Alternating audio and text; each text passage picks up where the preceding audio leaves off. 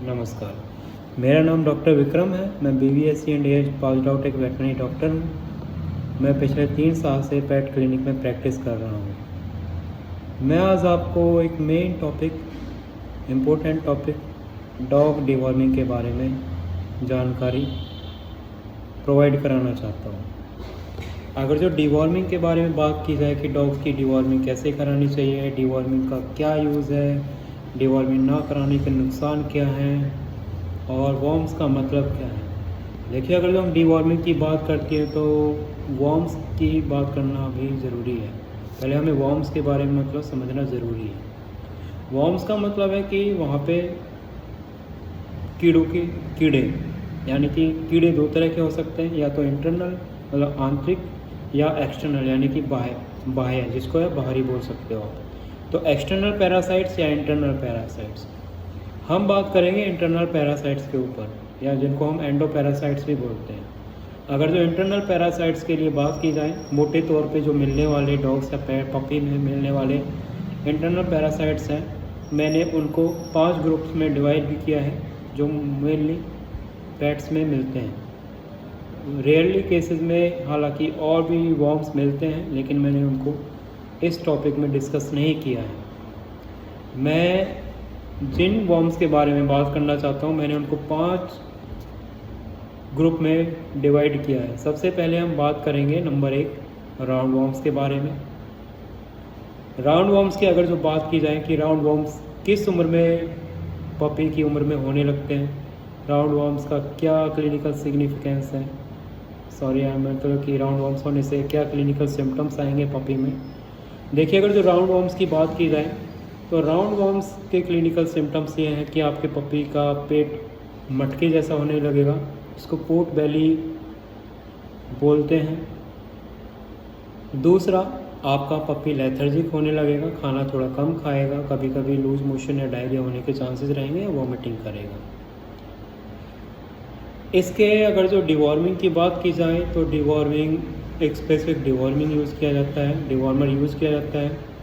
Round worms के लिए अगर जो बात की जाए तो फर्स्ट वीक ऑफ एज से ही राउंड वॉर्म्स के लिए डिवॉर्मर सिरप शुरू किया जा सकता है। कौन सा डिवॉर्मर यूज़ करना है वो आपको एक वेटरनरी डॉक्टर ही बता सकता है, कितनी डोज में यूज़ करना है, कितने टाइम इंटरवल पर यूज़ करना है। तो इन जानकारियों को प्राप्त करने के लिए आप अपने नज़दीकी वेटरनरी डॉक्टर से सलाह ले सकते हैं। दूसरे नंबर पे मैं बात करना चाहता हूँ हुक वॉर्म्स के बारे में। जो हुक वॉर्म्स का मतलब है कि एक तरह के इंटरनल पैरासाइट्स जो दूसरे नंबर पे मैंने कैटेगराइज किए हैं। इंटरनल हुक वॉर्म्स के लिए अगर जो बात की जाए तो अगर जो इनके क्लिनिकल सिम्टम्स की बात की जाए तो कभी कभी आपके पपी या डॉग का पोटी या स्टूल ब्लड वाला आने लगेगा, या कह सकते हैं खूनी दस्त या खूनी पोटी करने लगेगा। जितने भी पैरासाइट्स होते हैं उनमें लेथर्जिक होना, एपेटाइट कम होना, डायरिया, वॉमिटिंग, ये कॉमन सिम्टम्स हैं।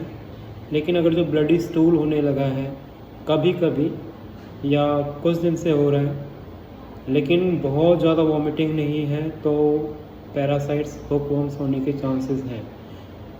ऐसी ही कंडीशन और डिसीज़ में भी होती है, जैसे कि आप पार्वोवायरस इन्फेक्शन।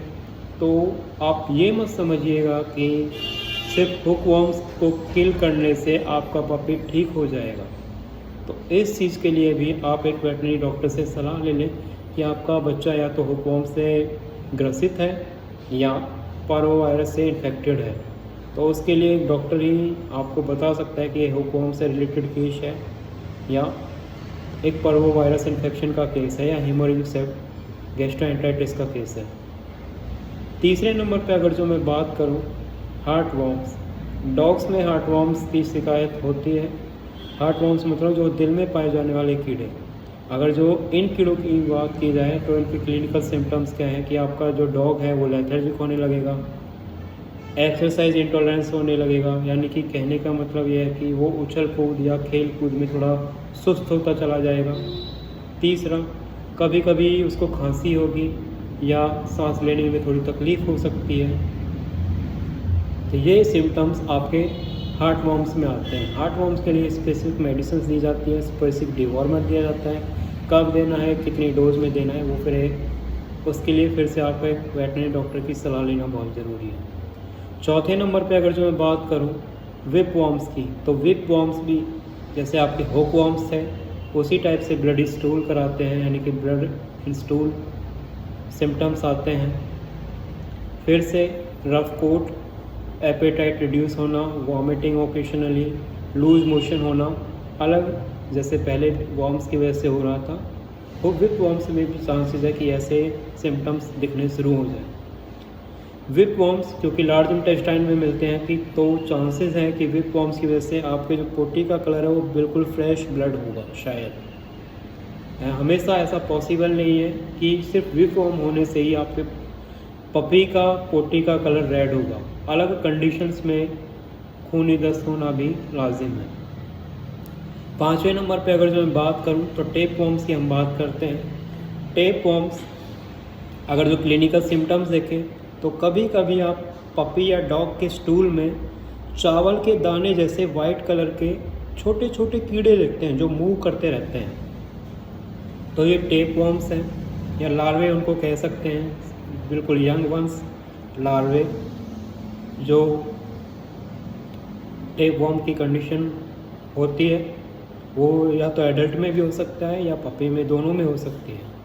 तो उसके लिए टेप वॉर्म्स के लिए प्रॉपर डिवॉर्मिंग, कितना डोज, कौन सा डिवॉर्मर, कितने टाइम इंटरवल पे यूज़ करना है, वो चीज़ आप एक वेटनरी डॉक्टर से सलाह लेके ही कर सकते हैं। बात करें अगर जो कंफर्मेशन के लिए कौन सा इसको वॉर्म्स है, तो उसके लिए स्टूल एग्जामिनेशन, हार्ट वॉर्म्स के लिए हार्ट वॉर्म किट आती है, टेस्ट किट आती है, उससे कंफर्मेशन होता है कि इसको ये वाले वॉर्म्स हैं और ये वाला स्पेसिफिक डिवॉर्मर इसके लिए ज़रूरी है।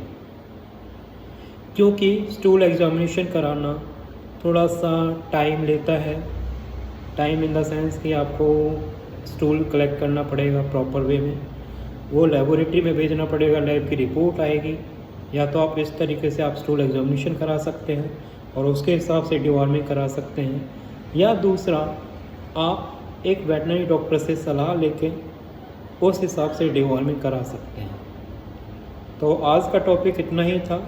हमने मेन बात की डिवॉर्मिंग के ऊपर, डिवॉर्मिंग की medicines, dose, time interval, side effects, ये आपको एक वेटनरी डॉक्टर ही बता सकता है। तो बेटर है कि आपने एक अच्छा सुंदर पपी अडॉप्ट किया है या परचेज़ किया है या जैसे भी आपने एक रखा है, तो आप उसके ऊपर आप इन्वेस्ट कर रहे हैं, आपको फैमिली का मेंबर हो चुका है, वो बीमार ना पड़े, वो प्रॉपर खाना मिले, उसको न्यूट्रिशन प्रॉपर मिल पाए, तो डिवॉर्मिंग बहुत ज़रूरी है। क्योंकि डिवॉर्मिंग अगर प्रॉपर नहीं होगी तो पहला उसकी भूख कम हो जाएगी, दूसरा वो न्यूट्रिशन उसको प्रॉपर नहीं मिल पाएगा, क्योंकि वॉर्म्स जो भी आप वो न्यूट्रिशन खा रहा है, वो खाना खा रहा है, उसका न्यूट्रिशन वो वॉर्म्स खुद खा जाएंगे।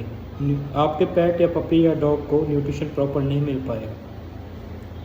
तीसरा, आपका बच्चा फिर इम्यूनिटी उसकी वीक होती चली जाएगी। Immunity weak in the sense कि मान लो अगर जो उसको एनीमिया हो गया, उसका बॉडी सिस्टम प्रॉपर वर्क नहीं करेगा, तो इम्यूनिटी एक तरीके से कह सकते हो उसकी वीक हो रही है, या कह सकते हैं उसकी हेल्थ कंडीशन डिग्रेड हो रही है, डाउन होती जा रही है। तो आज का हमारा टॉपिक यहीं पे ख़त्म होता है। ये मेरा पहला वीडियो है। अगर जो आप मुझे कोई सलाह देना चाहते हैं या कुछ मेरे से कुछ पूछना चाहते हैं तो आप मुझे कमेंट कर सकते हैं। अगर जो आपको मेरा वीडियो पसंद आया तो लाइक कीजिए, कमेंट कीजिएगा और अपने पेट फ्रेंड्स या डॉग लवर्स जो भी हैं उनके साथ शेयर कर सकते हैं। उम्मीद है आपको ये वीडियो पसंद आया होगा। आगे भी मैं और वीडियो और जानकारी आपके लिए लेके आते रहूँगा। धन्यवाद, नमस्कार।